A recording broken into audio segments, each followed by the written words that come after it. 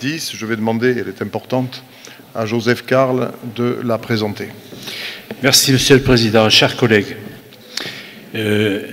cette délibération donc concerne l'opération gagnant-gagnant qui fait suite à des ateliers de territoire.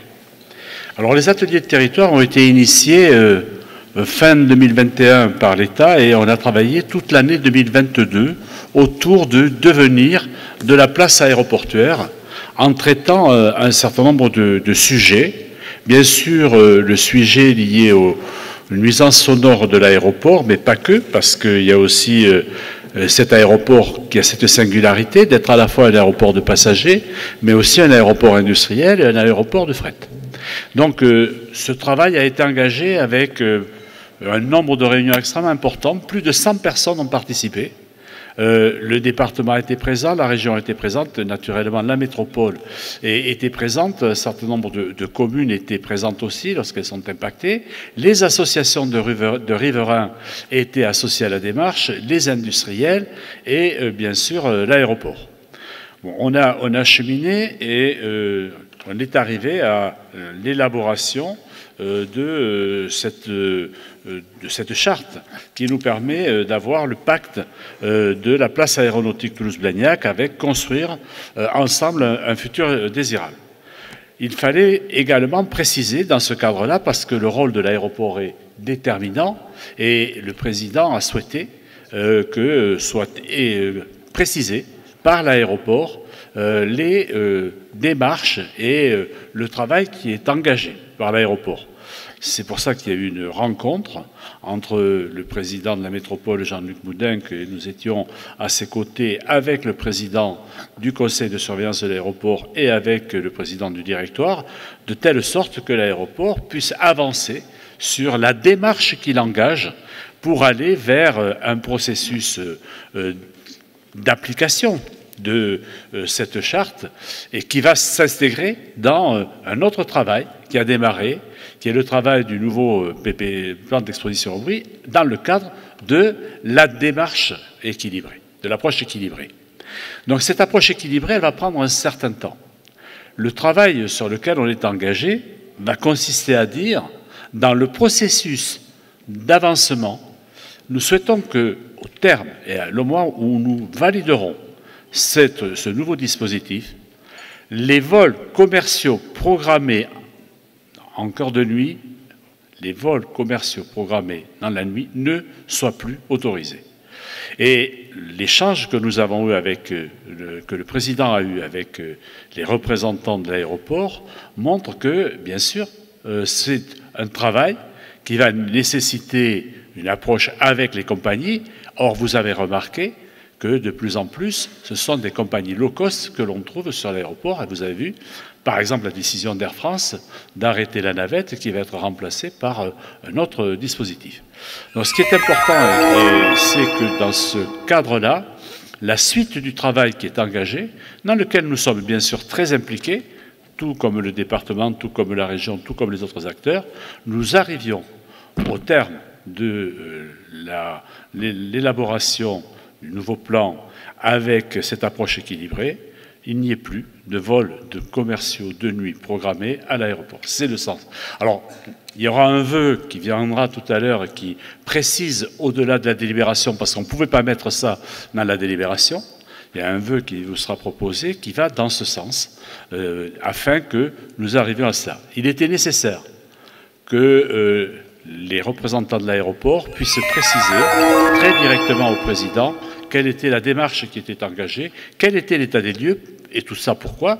Parce que c'est vrai que nous avons constaté cette année, sur la période de l'été, une augmentation des dépassements, et il était nécessaire de savoir quelle était l'origine de ces dépassements de cette année, et voir comment on allait revenir dans un processus normal. Voilà, le travail qui a été engagé, et donc le pacte qui est proposé aujourd'hui est un pacte qui a déjà été adopté par le département, qui a été adopté par la région, qui a été adopté par un certain nombre de communes qui sont concernées directement par ce pacte. Et donc, nous allons pouvoir, à partir de là, travailler sereinement dans le processus d'élaboration de l'approche équilibrée. Merci. Monsieur Le Texier.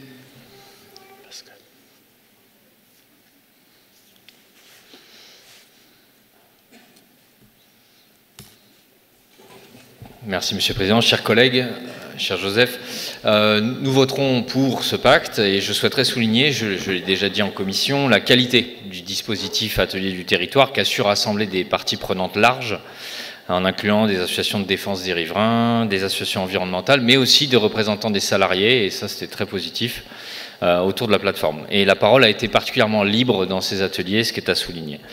Il y a cependant une grosse problématique que le pacte pose, bien qu'il s'appelle « Construire ensemble un futur désirable », il y a un énorme loup dans la bergerie. Et celui-ci, c'est celui du scénario.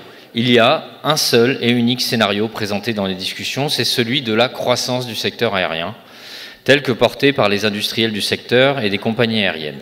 Le taux annoncé, c'est 3,4% par an, ce qui porterait le nombre de passagers mondiaux à 8 à 10 milliards en 2045 contre 4 milliards en 2019 avant la pandémie.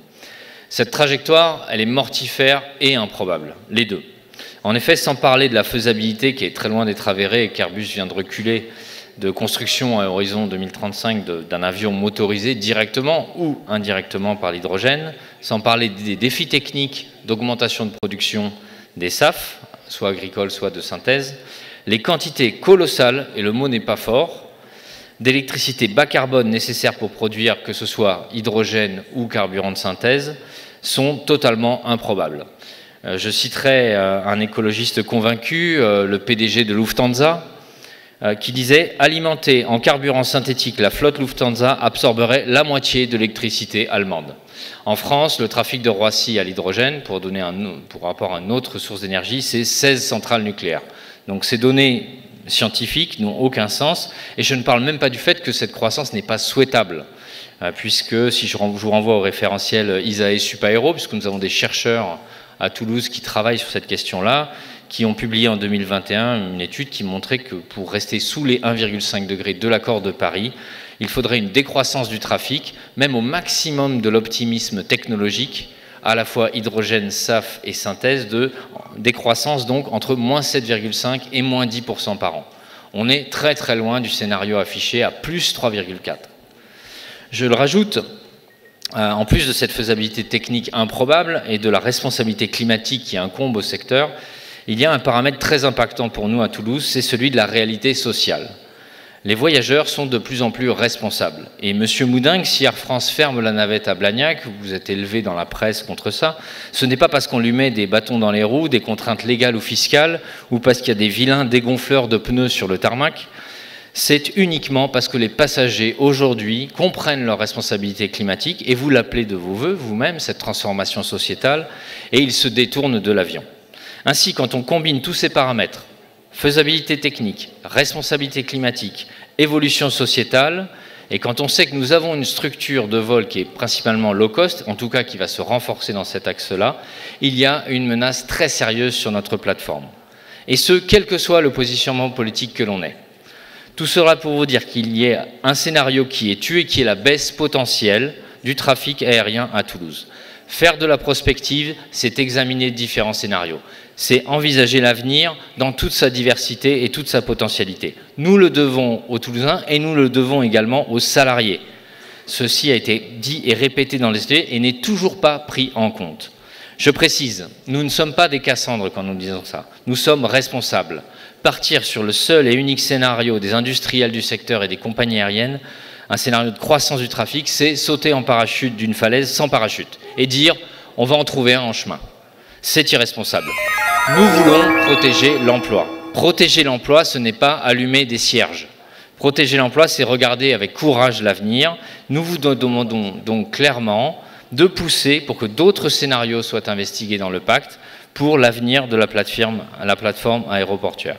Enfin, un dernier point justement sur la question du bruit, qui est le seul angle qui a été abordé de manière un petit peu approfondie. Je l'aborde rapidement, car il est l'objet d'un vœu, Joseph, tu l'as mentionné. Je le pose là, car pour que nous puissions travailler avec tous les groupes sur des amendements d'ici la fin de la journée, amendements qui seront menés sous la conduite de ma collègue Hélène Cavan.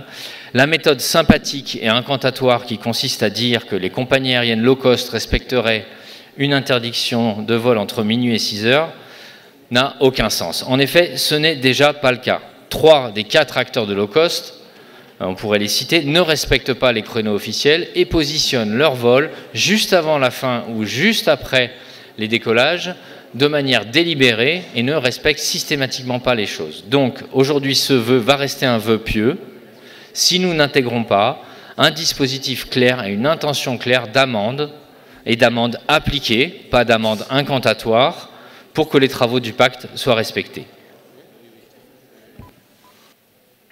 Oui, Madame Cabane.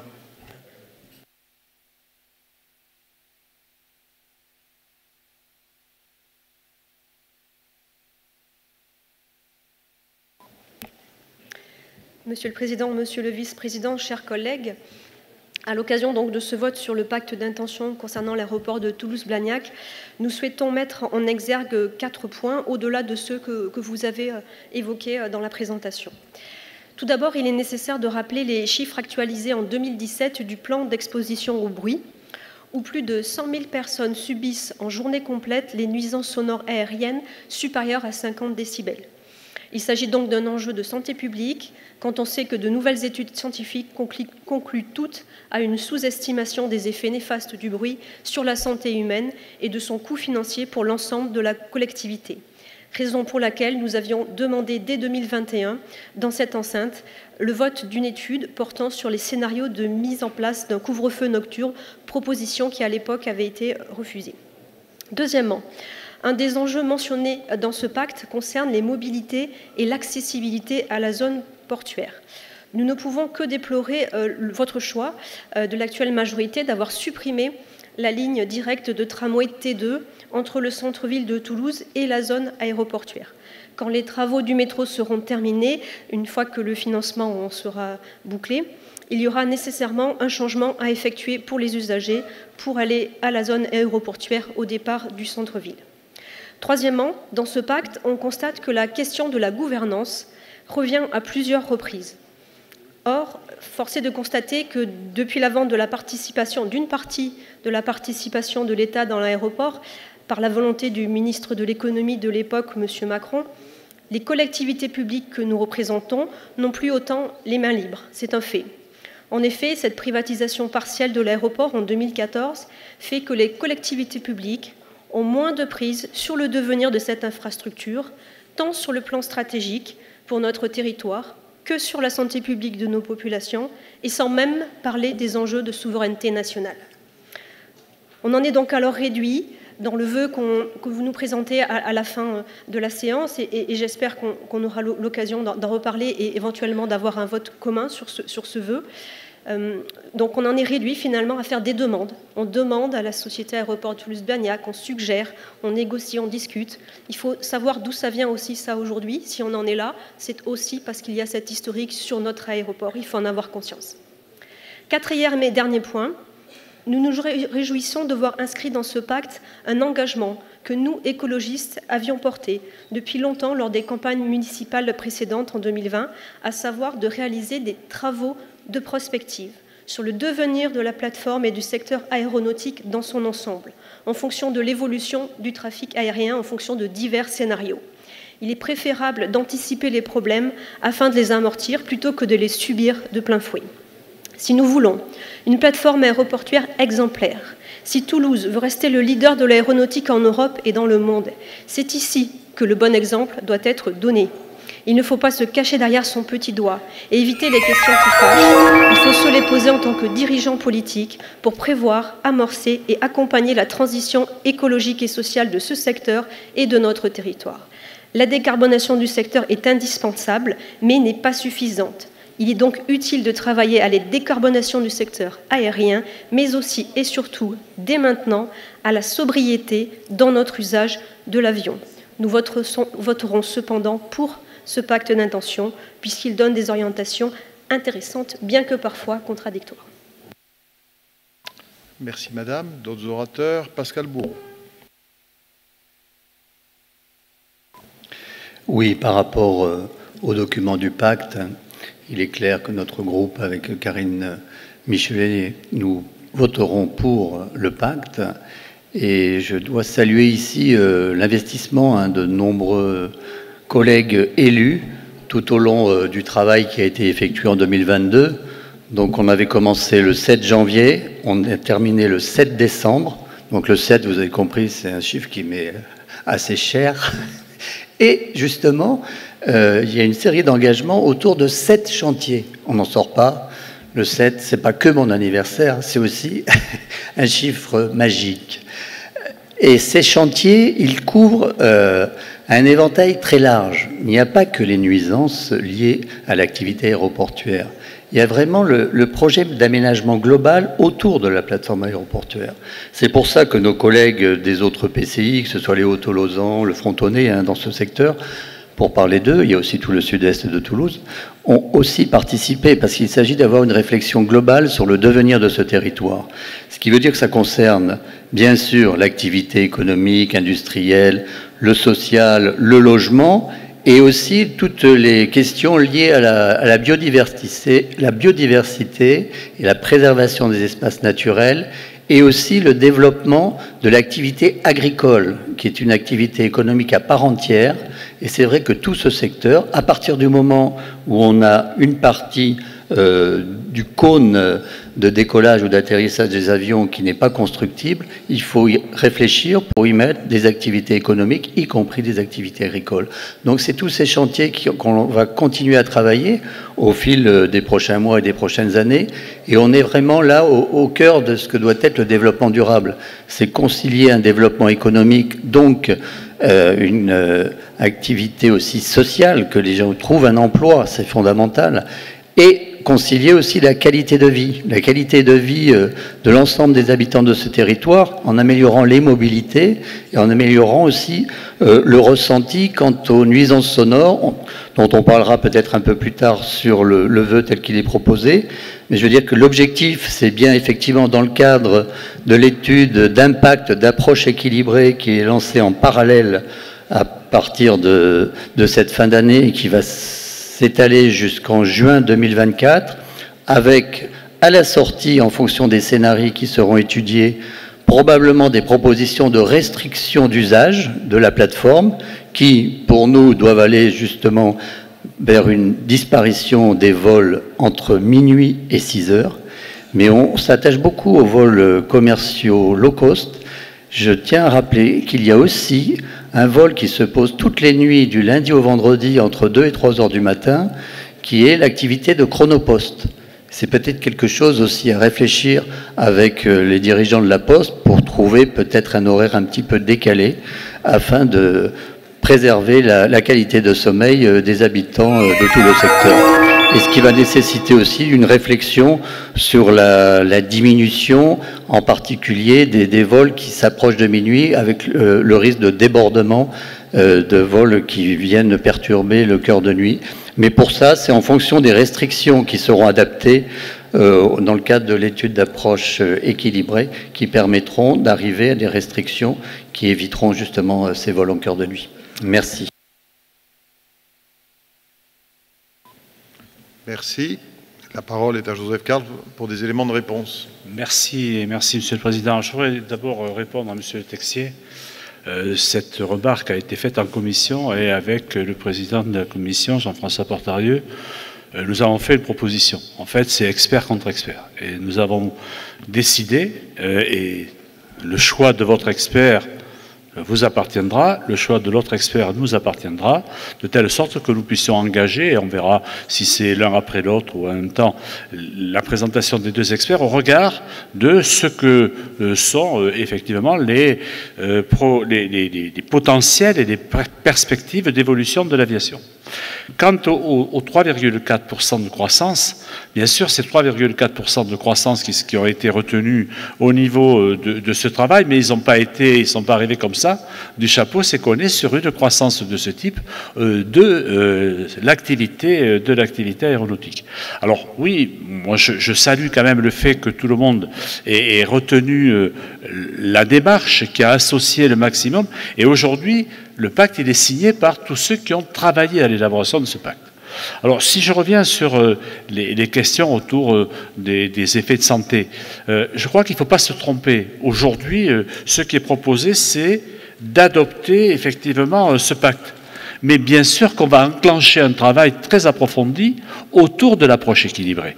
Et Pascal Bourreau vient de le dire, nous allons avoir... Bon, l'exemple qu'il a donné sur Chronopost, c'est assez révélateur, et ça veut dire que dans l'approche équilibrée, on va aller jusque-là parce qu'on va aller beaucoup plus loin. Donc ce sont des choses qu'il faut qu'on entende, que ce que vous avez dit et les remarques que vous avez faites doivent être intégrées dans tout le travail que nous allons faire.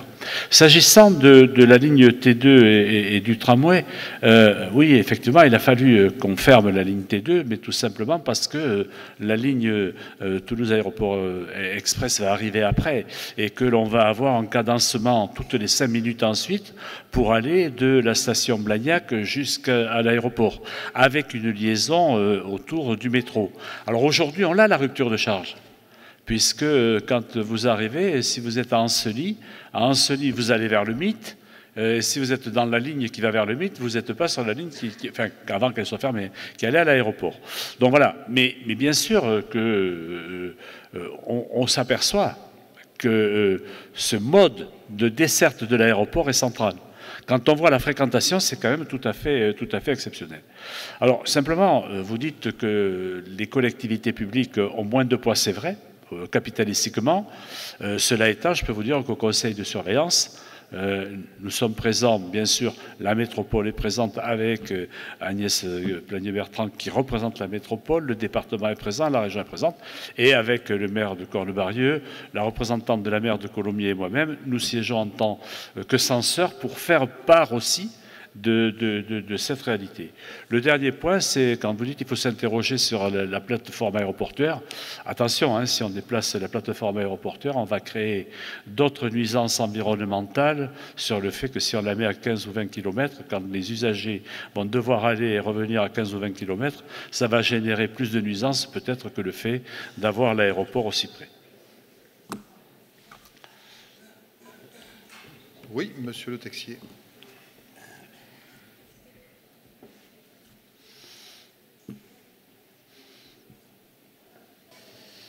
Oui, merci Joseph des réponses. Quelques points. Le premier point, c'est que l'idée expert contre expert, ça se déroulera au sein de la commission, ce sera assez confidentiel, c'est pas inintéressant, mais moi je n'attends rien de cette discussion entre experts.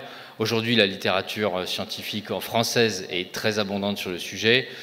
Jean-Marc Jocovici l'a dit, tout le Shift Project l'a argumenté. On a les chercheurs de Supaéro qui sont assez clairs sur le sujet. Il y a largement ce qu'il faut pour on n'a pas besoin d'avoir un débat sur les arguments que j'ai prononcés. C'est une question entre guillemets, là on est plus sur une question de croyance que sur une question de réalité scientifique. Ce sera une discussion intéressante, mais elle n'amènera à rien. C'est pas la question. La question, c'est d'envisager plusieurs scénarios de manière à ce que, quelles que soient les croyances des uns et des autres, on puisse voir quels vont être les impacts sur la plateforme aéroportuaire et éventuellement, même quelles que soient les trajectoires, il y aura peut-être des décisions qui sont communes à ces différents scénarios et qui pourront nous faire avancer. Donc l'idée est de dépasser le tort-raison sur la faisabilité d'une aviation en croissance dans un monde où le carbone va être de plus en plus rare et de plus en plus cher. Électricité, et on va être dans un domaine de compétition pour l'accès à l'électricité à grand volume, avec tout ce qu'on aura à faire sur le logement, sur le transport terrestre et sur le transport ferroviaire et aérien. Donc la question, moi je la pose, c'est est-ce qu'il est possible d'avoir une réponse sur le fait que plusieurs scénarios seront envisagés sur ce point-là. Sur la question du pacte, il a été signé par toutes les parties parce que c'est une structure de dialogue intéressante. Mais je tiens à souligner que plusieurs participants, notamment de la société civile, ont dit nous signons le pacte pour l'objectif de collaborer, mais ce n'est pas un blanc-seing. Nous serons vigilants car aujourd'hui il y a des manques et ce manque sur le scénario, il était clair. Dernier point, je ne sais pas qui, parmi les interlocuteurs, a parlé de déplacer l'aéroport. Moi, je n'ai pas entendu ce discours nulle part. Mais bon. Joseph Carle. Oui, quand on dit qu'il faut vraiment s'interroger, il faut pousser tous les raisonnements, parce que l'aéroport, il est là. Les avions, ils sont là, et il faut qu'ils décollent et qu'ils atterrissent. Donc, s'ils décollent et qu'ils n'atterrissent pas à Blagnac, il faudra bien qu'ils décollent ou qu'ils atterrissent ailleurs. Juste pour vous répondre, Maxime, c'est le premier point. Bien sûr qu'il y a plein de rapports. François Gémen, quand il vient, et moi je l'ai invité, il est venu en avion. Et ce n'est pas un ayatollah qui va rejeter complètement. Pourtant, c'est un des auteurs principaux du GIEC. Donc, je pense qu'effectivement... Alors, il dit, bien sûr, ce que nous disons tous, qu'il faut décarboner parce qu'il y a un risque, effectivement, mais le processus, il ne le pose pas de façon aussi alarmiste, par exemple, que d'autres experts. Après, moi, je vous suis sur le fait qu'on peut avoir plusieurs scénarios. Et c'est probablement un des enjeux du travail de l'approche équilibrée. De dire, mais à ce moment-là, à la direction de l'aviation civile, attendez, puisque c'est sous le patronage de l'aviation civile, même si c'est le préfet qui pilote toute l'opération, c'est de dire, regardons si dans le processus de ce que seront les impacts du trafic, si on regarde ce trafic ou pas ce trafic. Donc, moi, je pense qu'on peut poser des hypothèses au moment où on va travailler sur l'approche équilibrée. Bien, mes chers collègues, je vous propose maintenant de voter 7 délibérations. Madame Cabane, rapidement.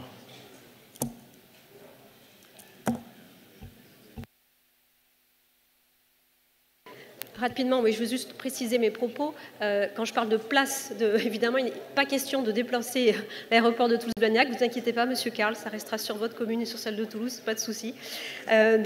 C'était juste sur la place économique, parce qu'on s'en est bien rendu compte au moment de la crise Covid, quand un secteur comme ça, dans notre territoire, s'affaiblit, on voit les impacts en conséquence que notre territoire subit en termes humains.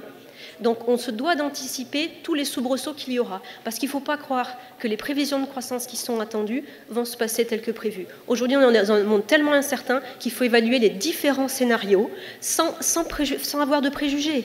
Les différents scénarios, évidemment ceux qui sont proposés par les industriels, mais tous les autres scénarios que nous, en responsables politiques, on souhaite faire évaluer également et ensuite prendre des décisions à l'aune de ce qui ressort de ces études. Et je suis d'accord avec vous que l'étude d'impact selon l'approche équilibrée va servir à faire ça, et pas seulement pour les vols de nuit. Bien, cette précision étant entendue, je crois que maintenant nous pouvons passer au vote. Qui ne participe pas? Qui s'abstient? Qui vote contre? C'est adopté.